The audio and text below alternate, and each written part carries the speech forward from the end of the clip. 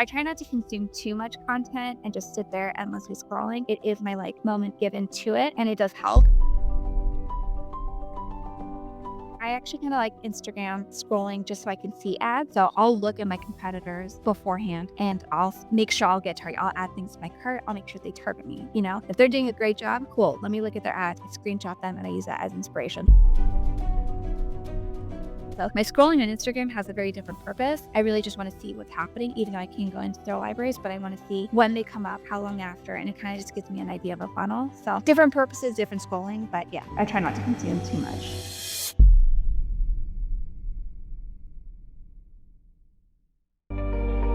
This podcast is brought to you by Penji. Penji is a creative subscription service that gives you access to pre-vetted, agency-trained creatives from all over the world. From graphic design to illustrations to social media management and web development, it's all included for one monthly price.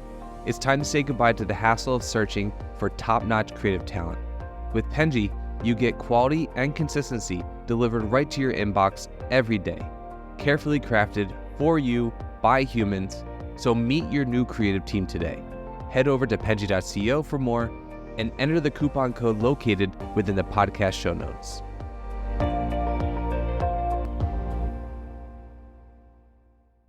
Hello, everyone, and welcome to the Fully Managed by Penji podcast, the podcast where we discuss marketing and business tips to help assist you on your business journey.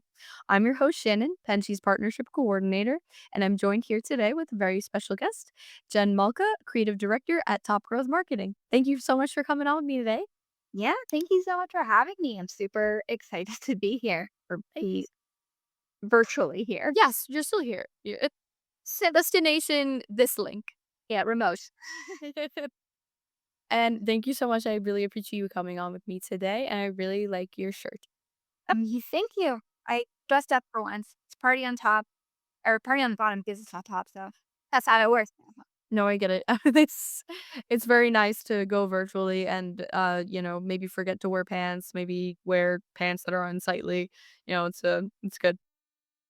How we work. So could you please just for everyone listening, just kind of explain who you are as a professional, how you kind of got to this point in your career, and all of that jazz, anything relevant. Yeah, so I kind of had an interesting background. I always studied marketing. I actually started in children marketing, so child psychology, and I went into marketing. So sorry. And you know, I really liked how psychology played a part in marketing, and so I started doing event marketing, getting people in. Then I started becoming as a professional meme maker. So I was trying to get people signed up to community space by making memes and laughing, and then the last 6 years, I kind of got into digital marketing as the creative director. So I oversee the creatives, the emails, and the copy, and it all has to do with the psychology of like customer retention and buyer psychology, right? Like how and why are people buying? So I kind of use that child psychology I started with, blend it to marketing, and then now it's kind of like a really holistic approach on like the customer funnel, and that's like my jam. That's awesome. I really like the idea of how psychology is involved with marketing because I think it's something that a lot of people think it's more business, which obviously, understandably, it is. Like, there's a bunch of terms that you need to know and all that stuff. But I think psychology plays an even bigger role into it because you really have to understand your populace and what brings their attention and what they're interested in, and it's constantly changing, so it's and evolving, so it's very um difficult to keep up with sometimes. Yeah. I think people always think that it's just trying to get someone to buy a product and buy a service, but it goes much more than that. It's like that's just halfway. How do you keep them coming back? Like, what do you need to do to increase their lifetime value? And how can you get them to refer friends? Like, it doesn't just stop at one point. So the mind kind of works so differently, understanding buyer's remorse and understanding word of mouth and understanding what goes into a product that's $15 versus $700, right? Like, that all has to do with psychology. So it's something I really love and I'm like really oddly nerdy about. So that's me No, as well. I love also hearing about campaigns that I've never heard about that have been like epic failures or crazy successes.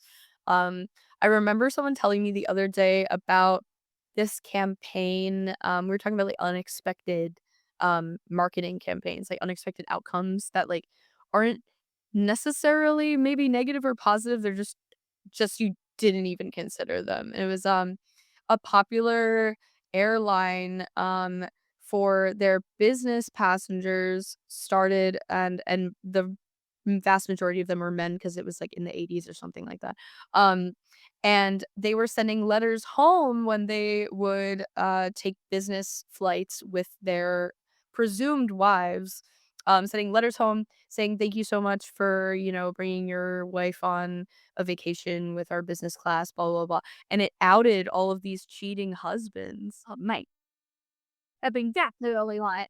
They were hearing, like, this personal approach that they thought and they, like, didn't they had, like, such an unexpected outcome of, like, "Oh, we just outed all these horrible men for doing for going on trips without their wives and just with other women," and I think that's so funny. Heck, it's great. Yeah, Good more for them. I feel like it was a whole different audience, didn't it? I feel like they could have made an incredible twist, for, like, after that. I don't know what their marketing campaign was after that. They could have been like, keeping men loyal since 19 whatever. Like going on to a Netflix, docuseries or something. Yeah, I think That's their next marketing move. so, okay, segueing, I just needed to tell you about that because if you're a nerd, it's, Well, like, so fun. I love hearing stuff like that. But, that's so great. how are you able to stay up to date with a constantly changing market without going completely insane? Because I feel like this is something that is really difficult for me personally. Like, I love consuming content, but sometimes it's just overloading me as a person, and I was just curious how you kind of manage that. Yeah, it's actually interesting. I was asked this question on my interviews when I'm hiring people. So it's a great question because not only am I learning, that's one way I'm learning is that I'm, talking to them to see what they're open up. But start with basics, right? I learned so much from just newsletters, all the newsletters. I love the Daily Carnage. I love Morning Brew. I love um, uh, TLDR. There's so many great ones. You just get some really great snippets of information, but also up to date is LinkedIn. And LinkedIn has become like that social place where everyone's kind of becoming a brand, but also everyone's trying to provide the most value. You can't just be like, you know, do you like to do creatives? Creatives have to stand out. You're like, I get it. So on LinkedIn, people also have to stand out and people's posts stand out. And it's kind of like that one tier above the generic stuff that you're seeing. So I feel like I'm learning a lot from LinkedIn. Um, it's digital marketing is ever changing too. Like every client is different, every platform is different, everything is changing, cookies, whatever, whatever. And I hate saying this as a millennial, but TikTok is where I kind of also learn a bunch of stuff happening. Mhm. That's really more on, like, updates.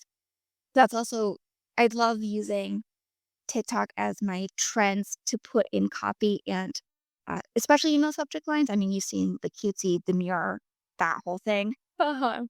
If you haven't used it, are you even a brand at this point? It's just one of those things that you're like, if you can't stay with the trends, you can't you're not gonna keep up, and I think TikTok is where a lot of those trends come up and a lot of those things that teaches you how to, be different for a moment, and, on top of things and stay relevant.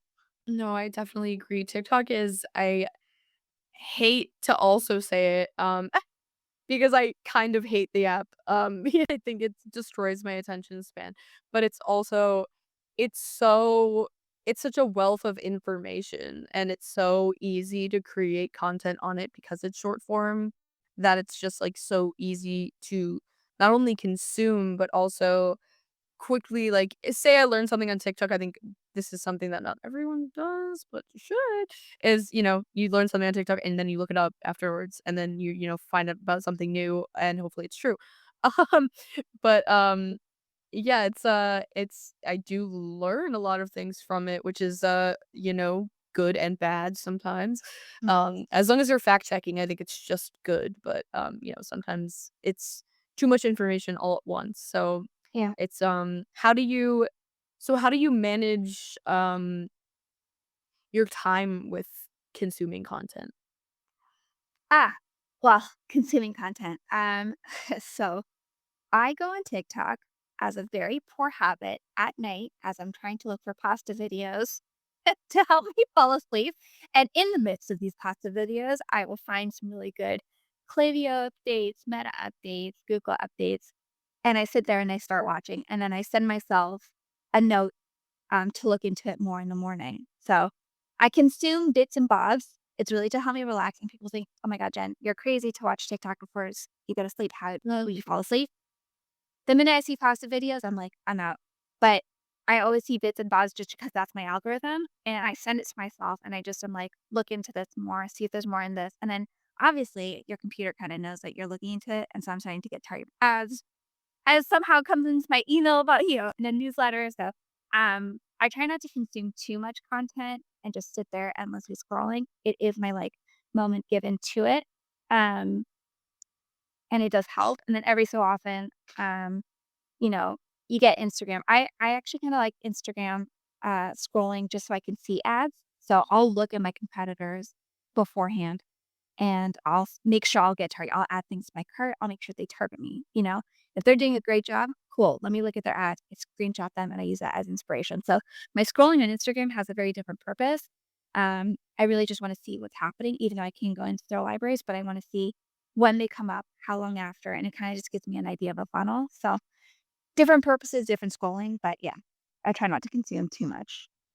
No, I get that. It's hard to manage. So actually, I have a question out of curiosity about that. So, um, around making creative content and different things like that, or managing creative content. So something that I run into a lot is, okay, say I do put something in my cart and I don't end up getting it, and I get targeted ads about this product repetitively. Me as a person, and I think this happens to other people, is I get fed up with this brand and now I never want to buy it ever again because it's constantly in my face and it's aggravating me. And I'm like, I put this in my cart, but now I really don't want it. How do you manage that kind of balance of what you think is good, but also too much? Yeah, no, that's a great question. Again, this comes down to the customer funnel, right? So if you have a couch, for example, that's upwards $2,000.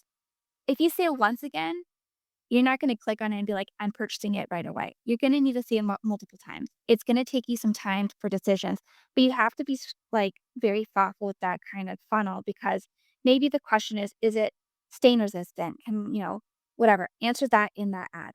A few weeks later, in that ad, be like a testimonial. I love this. I have kids. It's great. Whatever. But making sure that that funnel kind of looks different for that product is really important, but also capping the frequency. I've seen a lot of ads and agencies, essentially just be like, "Here's one ad for all of remarketing, and if you've seen it 5 times, it's the same 5 ads for the same 5 times that you're seeing it in the same week," and you're like, "Oh my god, oh my god, oh my god." So just being, like, understanding that a couch is gonna take at least 2 or 3 months to really kind of get that, but if it's a $30 T-shirt, you're most likely 2 touch points, 2 or 3 touch points. So that message kind of can look the same, um, or ideally, by that 3rd touch point, you can send over a DPA, so it's like, "You may have been interested in this one, but if you didn't like this one, here's 5 others that you might like." So it kinda changes up that content, but really, you have to look at the frequency. You also have to understand the messaging per touch point, per part of the funnel, and that's why I think it's so fascinating because you can't just be like, "Buy it, buy it, buy it, buy it." Use wasn't it just gets annoying, and that's why you gotta talk to people differently in different places. Yeah, no, I think that's really good advice, and variety is something that's definitely really important because I can be tricked into buying something if they, Yes. give it to me in so many different ways. They just gotta get the right one. It happens It just way answers too much. questions. Yeah. Yeah. They just Mhm. gotta answer your questions in those ads. Yep. Because that's why you're not buying, right? You Mhm. probably looked at it because you're like, "I'm interested, but maybe does it fit my house? Does it is it, does it last long? Is it water resistant?" Whatever. It has to answer those questions in those ads to make you want to purchase right away. Mhm. If not, it won't work. I mean, maybe if you really wanted it, but if you've done your research and you're gone off and now you're on Amazon and Amazon has all these, you know, reviews and stuff, that might get your purchase, but the second touch point is usually word of mouth or review. So you wanna have that in that ad. Yeah, no, I definitely agree with that. Like I'm constantly debating over as a consumer and as a marketer what are the best ways to go about cuz I know maybe I'm not the average consumer. Maybe I have a low tolerance for repetitive ads and other people don't. Or maybe, I don't know, maybe I see the silliest, most ridiculous ad, and I want to get that product. I Cool. want it so badly. And I'm sure other people will look at it and be like, "This is so stupid," and just like scroll. You could be that audience.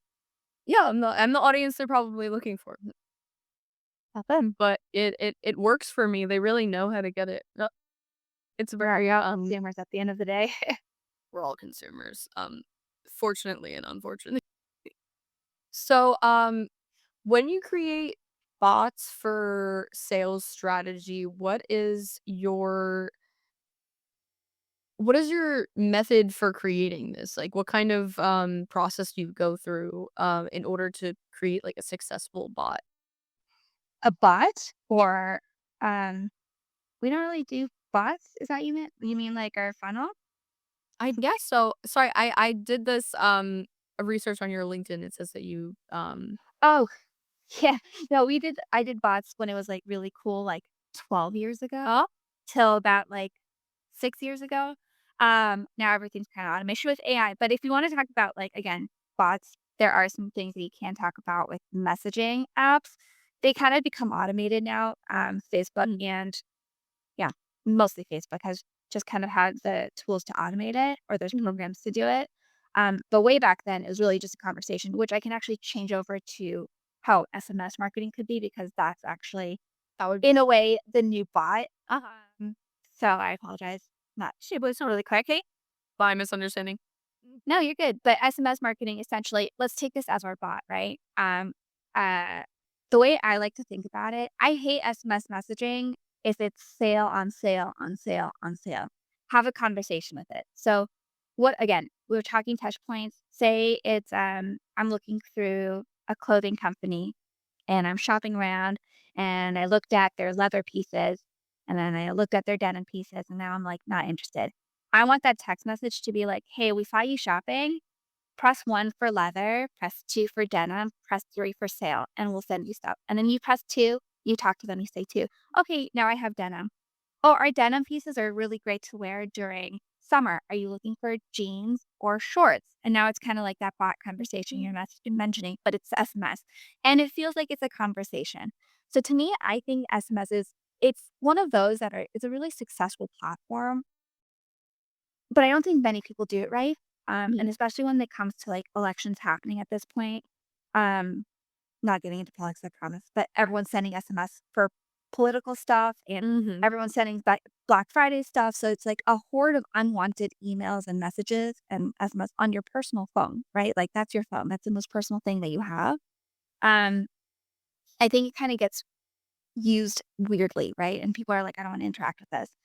So now that you have this, like, idea of it's a conversation, it works better. Instead of being like, "Buy it, buy it, buy it," it's kinda giving you, 1, preferences of how to talk to someone, denim, whatever, leather, what yada yada, or you can really be like, I always use this example because it makes me so happy, but I bought a plant, like, 3 years ago, and still alive, thanks for asking, but, I bought this plant and no joke, 2.5 weeks later, it just messaged me being like, "Hey, we're just checking in to see if you've watered your plant, like, it's, growing fine and blah, blah, blah," and it said, "You grow, girl," and it left me alone. Like, it didn't say, "Buy more, keep shopping, hey, did you see we have seeds?" Like, it was just like, "Make sure you water your plant. It requires water every 1 or 2 weeks," or whatever. And I was like, "Oh my god, that's so nice, like, thank you." And, it was just like a nice conversation piece that I think about that since. And I think that's how SMS marketing should be and bot marketing really should be, is that it's a check-in. It's a friend to be like, "Hey, how's it going?" It's talking to you for funnel to eliminate a lot of choices. Almost like a quiz, but just kind of just a conversation piece to be like, We have so much clothing, we have all these collections. How can we put it into something smaller?" So it's a really fun way to kinda get, to also know someone. and what the preference is and send over, like, really segmented stuff. So if I said denim, just send me denim stuff, right? That's what I want. So it's just a way to kind of, like, really funnel through all that noise and get some really curated content that they need. Oh, I really like that, and I resonate a lot with that it should be a particular style to get someone's attention in a way that's not negative, because the amount of SMS message like, emails messages that I get, um, where I immediately just text them, "Stop," because I'm just like, "I don't wanna be getting this," but there also is, a campaign that I really admire, is for this brand Hard Jewelry, which, I don't know if you've heard of them, but I think you'd be really interested in how they do this. But they're heavily involved in, like, meme culture on Instagram. Like, they have an Instagram, which I follow because I think it's hysterical. Um, but the way that they send out messages is it sounds like a life update, like a friend is texting Yeah. you. Like, it like, I constantly get them and have no idea that they're ads, like, for a second, I'm like, "Who is this person?" Because I just see the phone number, and I don't have this saved in my phone, and I just see it, I'm like, "Oh," and I automatically click on the message just because of that, and half the time, I'm like, "Ugh," then I click off of it. Um, but Yep. sometimes I'm like, "Oh, they have an update on their jewelry." It's so funny too because it's such a brand that is not my style at all, but I somehow got twisted up in their marketing campaign, and I love this Marketing. thing that yeah, that I think those are some of the best brands. We were just, I was just talking about Liquid Death earlier today. Oh, I They love liquid death. some some of the most beautiful marketing I've ever seen in my life, like, they were selling, their drinks out of a coffin Mhm. cooler the other day, and I was like, "This is genius. I want a coffin cooler now. Yeah. I want that." It makes no sense for me to ever purchase, ever, but I'm like, "Oh." Yeah. They have a branding that allows for that, like, y not every brand wants to be funny and quippy and, "Oh, like, drink the drink that one guy hated," like, that is a great way of marketing, and that's so on brand for them, but it doesn't always resonate, and some people are like, "This is so annoying, and this is so this," but it's like, as a marketer, when I look at Liquid Death, I'm like, "This is so smart.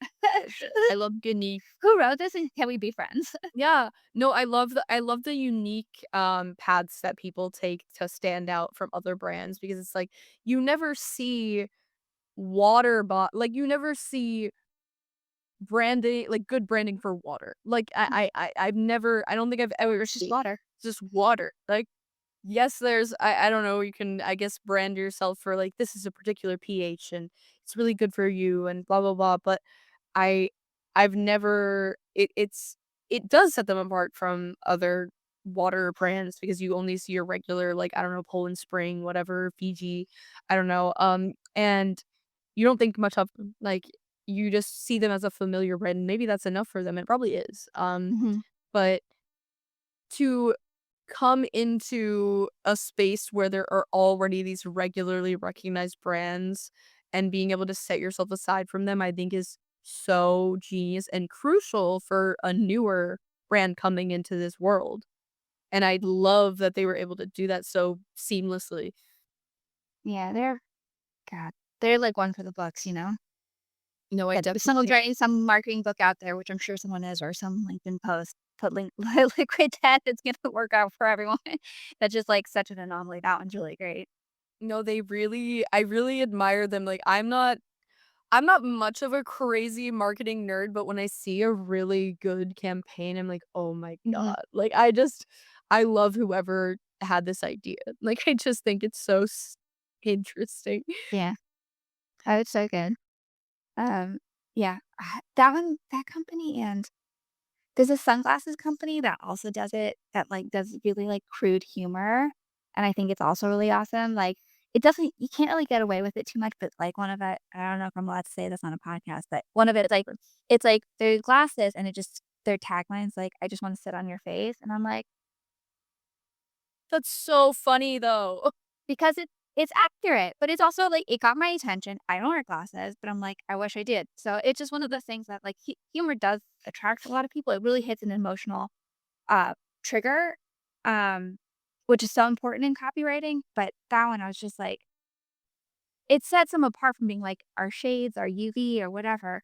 It's just like something so different. Yeah, it sits on your face, and that's exactly what it does, and So exactly what it does, and it's definitely well. And, if it's something that's up to interpretation like that, if you ever get into some kind of scandal, you just be like, I that wasn't what we meant. This was an but it unintentional, reaction. We didn't realize this was being crude, like, and, we had to fire some people, but we're good now. We're there. But I think that's so funny. My favorite thing is seeing, like, Gen Z videos advertising things. Like, they're like, "We had our Gen Z intern have yeah. create the idea for this video," and it's just them breathing. Like, it's just intervals of they took the whole video, it's just intervals of them breathing. Have you seen the one with I think it was, like, the Minnesota Zoo or something? Yes. Yeah, like, he's, like, 3 or sorry, 2 old guys or an old woman and old guy, and they're, like, in their 60s or 70s, and they're making all these, like, Gen Z puns of, like, "bet," "slay," and it's, like, these cute little ducks, you know? It's They're adorable. like, yeah, "So demure, so cutesy," like, same thing that we said, "You're so cutesy, so demure," whatever it is, and it just, like, all these, like, little cute animals with this old couple that are, like, literally putting their hands up like Vanna White and showing off these, like the trends that was written by their, like, grandkid. Yeah, no, I really, really love, seeing those. I It's funny too because I guess it depends. I see those ads actually pretty commonly now, and I think about a lot of the time that sometimes it's not actually even the best idea. It's funny to me, but I realize that a lot of those brands should not be catering to this audience particularly. Like, it's like, yes, you're gonna get my attention, but I'm not gonna go to your page because I'm Mhm. not who you're looking for to sell to or to, and I guess maybe it does make people talk and maybe that's enough sometimes, but it's also, I think a lot of people try to be trendy and it's Yeah. not really for them. Like, it doesn't Yeah, make sense. it depends for sure your audience, it also depends on the platform. So, say, for example, you have a $5,000 piece of jewelry. That's not gonna sell on TikTok, but that could sell on Meta. That's Mhm. just, like, where the older demographic is, where they are stable. Grandma Joe or Grandpa Joe is like, I can get this for my kids, and they still update their statuses or whatever. That's a really great place for people who have more money. They're more stable, they're more I don't wanna say old because I'm on it, but they're a little more in their life, than Instagram and TikTok users. TikTok is still developing as a shopping platform, but they're not the ones that are like, you know, they don't have that much money to their names just yet. Instagram's like a good sweet spot for where people are purchasing a bit more. But it just really depends on what the product is. But TikTok, like, I think it's like what it was what Snapchat was like 10 years ago. Like, now people are probably buying on Snapchat, but before it was just like a Snapchat was just the platform to, like, send pictures. So it's like, TikTok will get there, I think. I think so too. I think it's, definitely not something that's gonna die anytime soon. I think we are all kind of worried because of, like, the US litigation or whatever, but I didn't ever see it going somewhere. It's just that they probably just didn't want they wanted to be able to get money from it. That's really the biggest problem, and, like, people worried about data leaking and stuff like that, but okay, so related to what we've been talking about, Yeah. when you are launching a new creative campaign, one, what does your research process look like? But then also, what do you think is the most crucial thing to think about when you're doing this? Yeah, great question. So I kind of touched on it before, which was I start adding myself to all the brands that are competitors to see their ads. I look at their ad library. I look at Ad Nova, which is just like a whole platform of like ad inspiration. Um, you never want to copy, but you want to see what's working out there, right? Someone's kind of doing lifestyle videos. That's probably going to work for you too, especially if you're in the same niche. So I kind of like to use a bunch of the competitors as inspiration. Um, but what gets people going is a good hook, and you have to have something on that creative that's gonna reel them in because and I am sure every marketer and every person I'm listening to this I was gonna be like, "Oh, okay. We've heard this before." But it's so essential. The hook I think they even have, like, a hook rate on Meta now just to make sure, like, people are clicking within the first 3 seconds. It's just, like, they need that attention, and that's what TikTok's actually really great at. It's like, "I can't believe this is happening," or "Have you tried this viral?" Whatever, Mm. and it's just, like, those are hook rates that everyone's mind just naturally is like, "Oh my god, no, I haven't. Oh my god, I need to see it. Oh my god, I should do that," and then, that's what's really important when we start doing our research is like, what's the hook here? It's not shop now. It's not purchase now. No one cares about that. It's, what gets them attention, what gets their attention and brings them in and reels them in. Yeah, definitely, and it is interesting because I think that, maybe it's just that I have TikTok right now, but, I think that ads on TikTok do reel me in so much better than any, social media app I've ever used. I I don't know if it's like Instagram is one thing because I think most things that are catered to me are like fashion. It's just like if I like something, I'm gonna click on it, Yeah. and that's like kind of very basic. But TikTok is like something that I would never ever consider buying. Mhm. Yeah. I will click on But their page. never know your life without this. And you're like, "God, I didn't." And I'm just like, crap. And the amount of I think that it is a testament too to the amount of influencers or just regular people that they can use as spokespeople. Yeah. Because I think that that's something that I fear. Because Mhm. I think that um there's a lot of distrust with, like, brand ambassadors of Yep. whether they're telling the truth or not because they're getting paid, and Right. I try my best to not get roped into things like that because I'm like, "This I can't trust that this is an authentic review." Like, I don't know this person. I try my best to find people that just review things because they're doing it to review it, and they don't have, I like at least that they have that safeguard in of, like, it has to be included on the bottom that they're getting paid for this or, Yeah. they'll get sued or something like that. I don't really know how the litigation goes about that, but Yeah. it's If very they're hard. gonna get profit from it, they have to they have to say that they're gonna get it. But I think now TikTok at least does this creator does get a percentage of sales if bought. So I think they Yeah, it's on the bottom, right? disclaimer it. Mhm.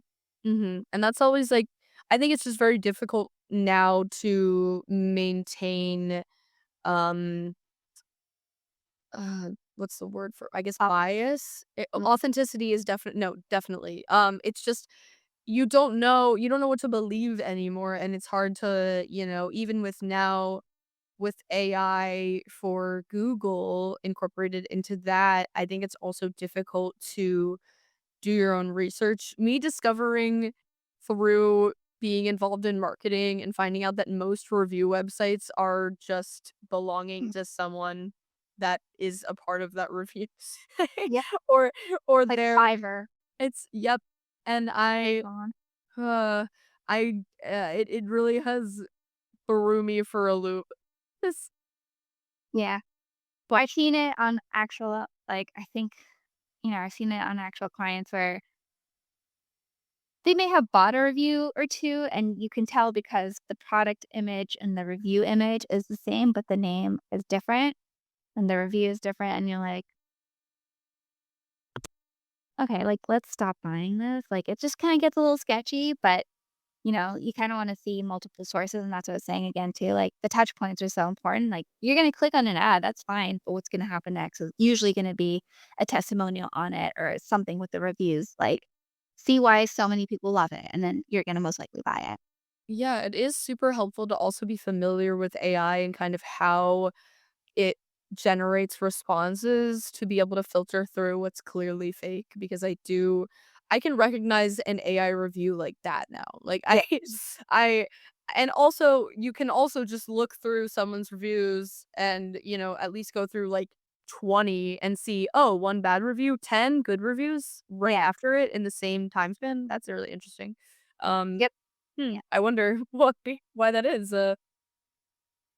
It's very interesting. I hope Is that yeah, right. I hope that they my hope for the future is that there's some kind of safeguard that's put in place for things like that.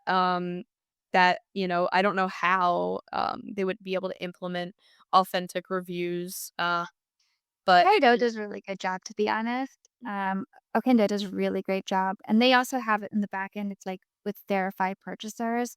So you have to be a verified purchaser. It has to be connected to your Shopify, and it really helps kind of remove any kind of AI stuff. And if you're really paranoid, you can also like check which reviews to post or not. Like you can say all 5 star, all 4 star, and anything that's like under 3 star, you can kind of check because who knows? Sometimes it's like a competitor being like, I hate this brand. And then, yeah. But we always use the Kendo. They've been really great in terms of getting authentic reviews and stuff. that's really helpful, actually. I haven't even heard of that, which is so interesting. I thought, like, I would. So that's nice. Right. Yeah. Thank you. They're really great. Yeah. No, no, of Yeah, course. 'cause I'm very fearful of inauthenticity, which is so common now. I mean, everyone's Yeah. telling me Cool. that AI is so incredibly helpful and hurtful. Yeah, it is. Well, this was incredible, but we unfortunately do not have any time left. We're already a little over, but that's always my favorite kind of podcast. Thank you so much for coming on. I really appreciate it, and this was a really lovely chat. Yeah, of course. Thank you so much for having me. I appreciate it. And everyone at home, do not forget to like and subscribe to listen to more professionals like Jen and learn from them just like I can. Thank you so much for listening. And don't forget to like and subscribe again. Bye. Thank you. Bye. You've been listening to Fully Managed, brought to you by Penji. Check out the show notes to learn more about today's guest, and to learn more about Penji, the human-first creative subscription service, head over to penji.co. And by the way, if you're still listening, it would mean the absolute world to us if you were to share this podcast with a friend, and of course, subscribe.